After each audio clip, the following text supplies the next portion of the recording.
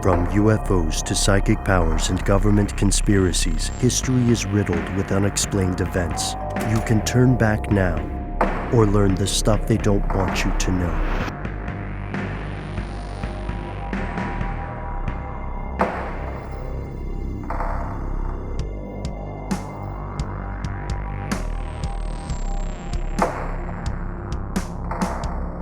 All of this this boiling mass of cultural sap. This is the context in which the maple syrup heist occurs. And from a cinematic perspective, it's pretty impressive. So the reserve, calling it a singular thing might be a little misleading to people because it's located in a series of 3 warehouses in rural Quebec.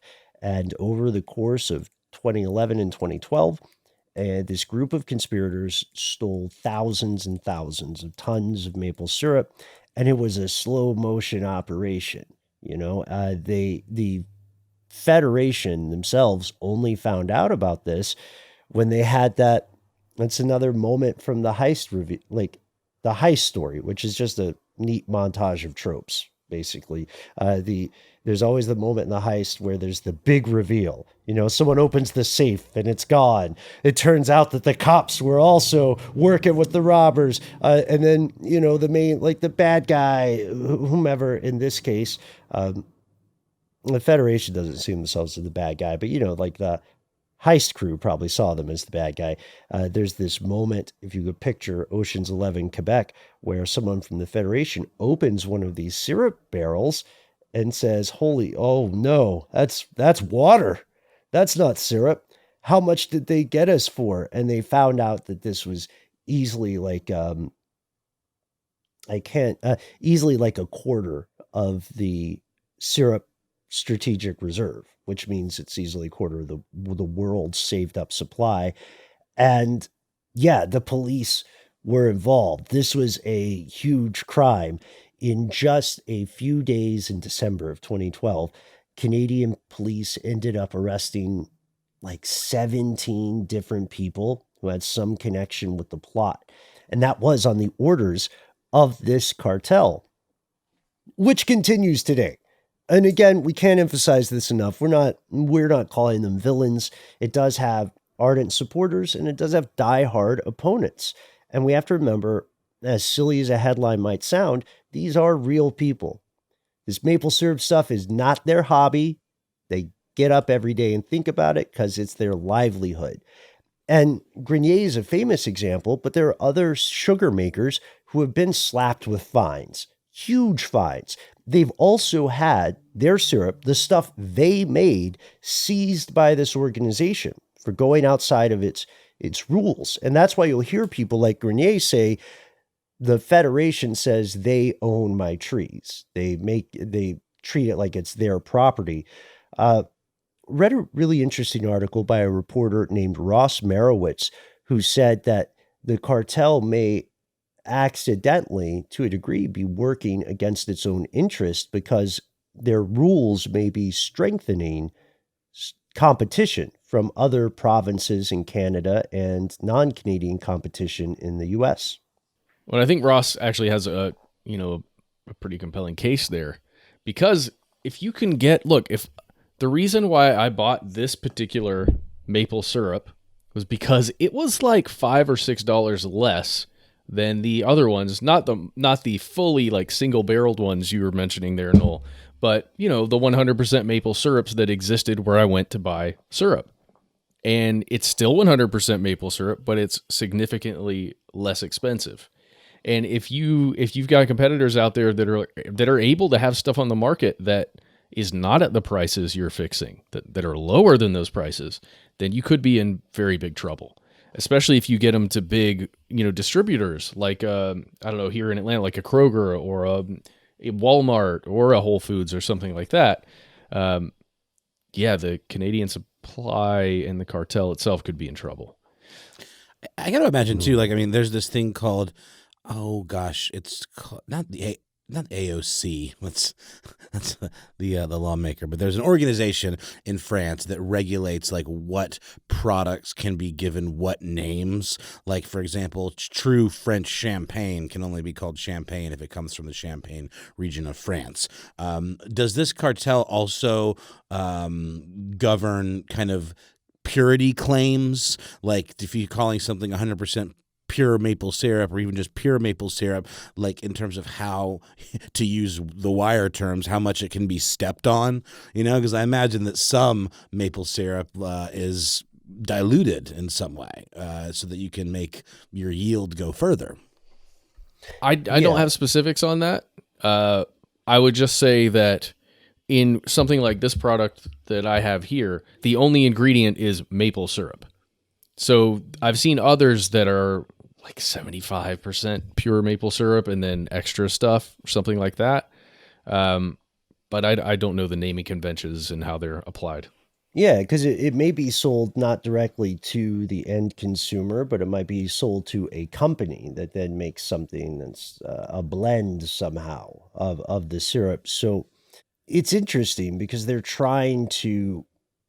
it's phrased in a very optimistic way by the Federation. They're like, we want to participate in this expanding market, but it's not inaccurate because the production in Quebec has increased, year over year for a decade, right? Like it's increased 30% from 2007 and 2017.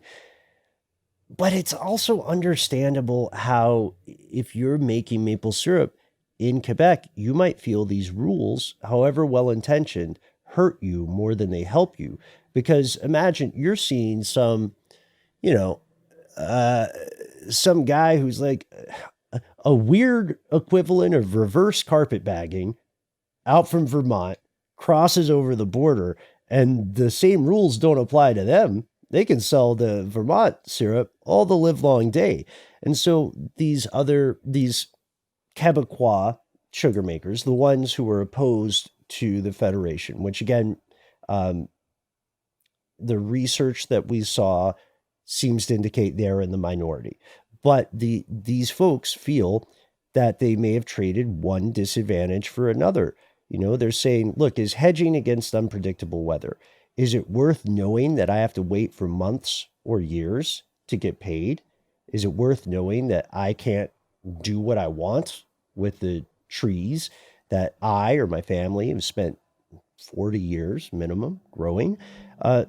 Supporters of the staff of the Federation, people like Simon Trepanier, the executive director, they disagree with being characterized as some shady behemoth. Again, they're not. They wouldn't say they're like tycoons. Certainly not oil country level wealthy. They claim that their first and foremost concern is to represent people who actually make maple syrup.